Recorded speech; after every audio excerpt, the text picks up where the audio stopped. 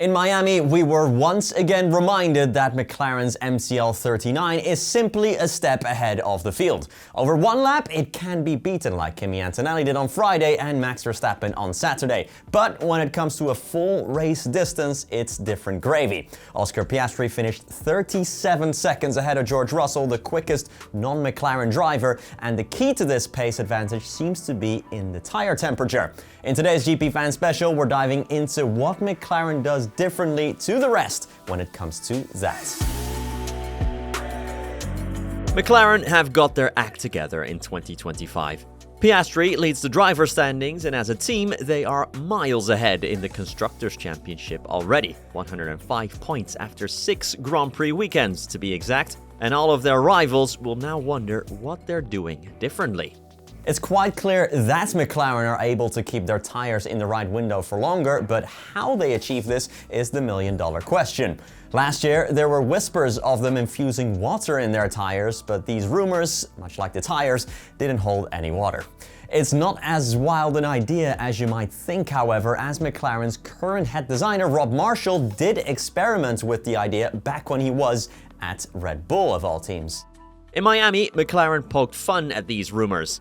During free practice, Zak Brown drank from a bottle that read tire water, clearly having some fun with the Red Bull accusations. Afterwards, the American added that Red Bull need to stop complaining and that they have to hand the FIA a formal protest if they have any evidence. Up until now, this has not happened. We have to forget about the literal wet tires because the way the MCL39 cools the brakes is much more noticeable. What McLaren do there is something the rest of the grid don't seem to have mastered. Back in Australia, we got our first look at the brake ducts, which had a very different and much more aerodynamic shape. The team has found something there that contributes to cooling the brakes and with it, tire temperature. To understand this better, we have to explain how brakes work in F1. There are 3 components to the brakes that all contribute to tire temps. First, there are the brake calipers that can get up to 210 degrees Celsius or 410 degrees Fahrenheit. Then there's the brake discs that go up to 1200 degrees Celsius or 2200 degrees Fahrenheit, despite the discs having between 1000 and 1100 little ventilation holes. Component 3 is the brake pads, and encasing these 3 elements is the brake drum that has to cool it all off. Normally, that drum's design is smooth, but not so much on the MCL39. Let's look at the brakes of the RB20, for example, last year's Red Bull, which is pretty standard, like almost all teams have it. Now compare that to the MCL39, we can see quite clearly that McLaren have put a lot of effort into changing this up. Red Bull's taken note of this, by the way, as the RB21's brakes already look a lot more aerodynamic.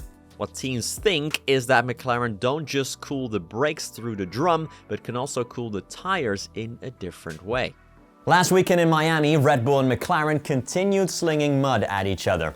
Red Bull told Automotor and Sport that they checked out McLaren's pit stops with thermal cameras and saw that the rear tires were blue in some places, indicating a low temperature. When pointing the same cameras at different teams' rear tires, they were mostly orange or red.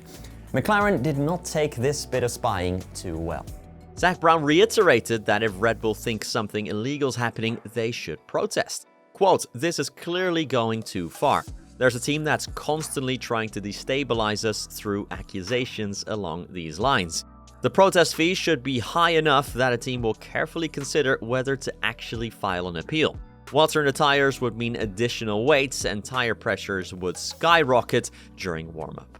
Max Verstappen too has had his say, although he's not accusing McLaren of anything but just having a better car. Quote, "I think that overall they are better in the race. You saw that on intermediates in the rain as well. As soon as those tires start to overheat, they have a huge advantage. So then we are all doing something wrong with the tires apart from McLaren.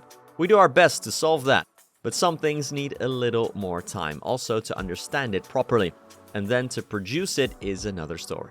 So, Red Bull are free to protest, but thus far this hasn't happened, and it's fair to question why that is. The most likely answer is they haven't actually found anything illegal.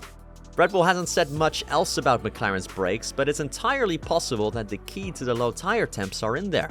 The Milton Keynes-based team will be more focused on the Spanish Grand Prix now, as that is when rules around the flexing wings will become a lot more strict.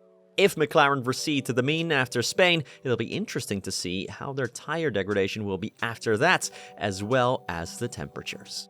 So the competition doesn't yet know how McLaren are as dominant as they are. Do you expect anybody to catch up this year, or will this dominance continue? Let us know in the comments down below. But that is it for today's GP Fan Special. Thank you so much for watching. I hope you learned a thing or two, and catch you in the next one. Peace.